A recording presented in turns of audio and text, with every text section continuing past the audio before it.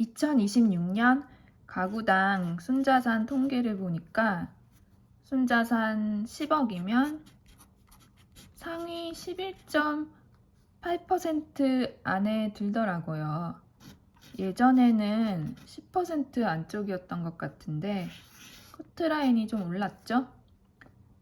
그래도 서울 아파트 평균 가격이 10억은 넘을 텐데 상위 10% 기준이 생각보다 낮네?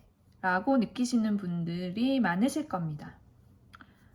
그리고 상위 1% 순자산 기준은 34.8억 원이라고 합니다. 순자산은 부채를 빼고 순수한 내돈을 말하죠. 이 통계를 보고 저도 집값과 제 자산을 대략 계산해 봤는데 어쩌다 보니 저도 이 언저리 커트라인에 걸쳐 있더라고요. 내가 상위 1%라고? 처음에는 솔직히 좀 놀랐습니다. 왜냐하면 제가 지금 체감하는 제 삶은 전혀 상위 1% 같지 않거든요. 보통 대한민국에서 상위 1% 부자라고 하면 대저택에서 명품으로 도배하고 매주 오마카세 가고 호화로운 쇼핑을 즐기는 모습을 상상하잖아요. 그런데 저의 현실은 그와는 전혀 거리가 먼 극한의 가성비를 추구하는 삶입니다.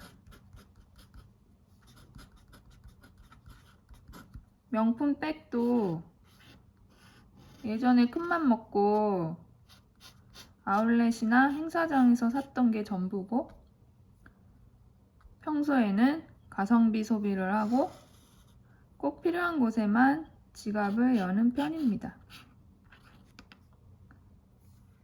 이 통계를 자세히 들여다보니 그 이유를 알겠더라고요. 상위 1%의 자산 구조를 보면 부동산 비중이 75%로 압도적입니다. 저 역시 자산의 70% 가까이가 지금 살고 있는 실거주 집 한 채에 쏠려 있습니다. 즉, 자산이 장부에는 찍혀 있지만 현금 창출을 하지 못하고 집 한 채에 꽁꽁 잠겨 있는 것이죠.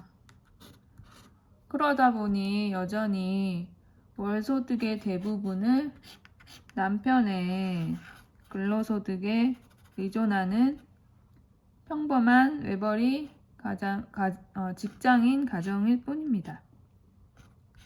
이 점이 내가 부자다 라고 체감하지 못하는 가장 큰 이유인 것 같아요.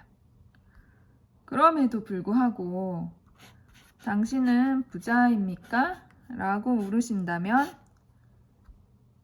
네, 저는 생활에 크게 지장을 안 받는 부자입니다. 라고 답하고 싶습니다. 갑자기 목돈 들어갈 일이 생겨도 크게 불안하지 않을 수 있고 돈 걱정으로 밤을 지새우지 않아도 된다는 것을 감사하게 생각하고 있습니다. 재미있는 조사 결과가 하나 더 있는데요. 사람들을 대상으로 당신이 생각하는 중산층의 기준을 물었더니 대다수가 월소득 500만 원에서 700만 원 정도의 예금 1억에서 3억, 수도권 아파트, 전세나 자가, 중형차, 1년에 한두 번 해외여행 가는 가구를 꼽았다고 합니다.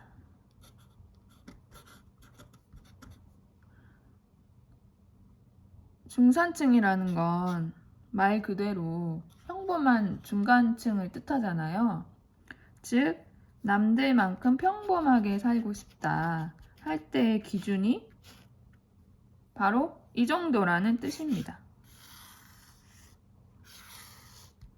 하지만 실제 통계를 보면 이 조건은 평범한 중간이 아니고 거의 상위 10%에 가까운 삶입니다.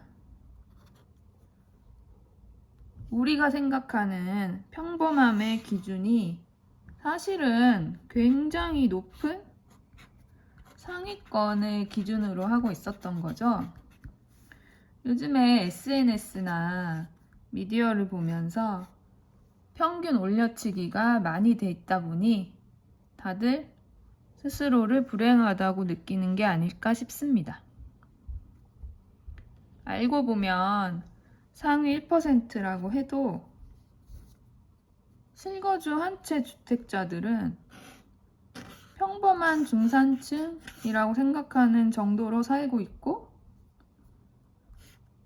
평범하다고 말하는 그 중산층의 삶이 사실은 얼마나 대단한 것인지, 이루기 힘든 것인지 새삼 느끼게 됩니다. 남들과 비교하면서 조급해하기보다 지금 내가 가진 것 안에서 마음의 여유를 찾는 하루가 되셨으면 좋겠습니다. 오늘도 영상 시청해주셔서 감사합니다.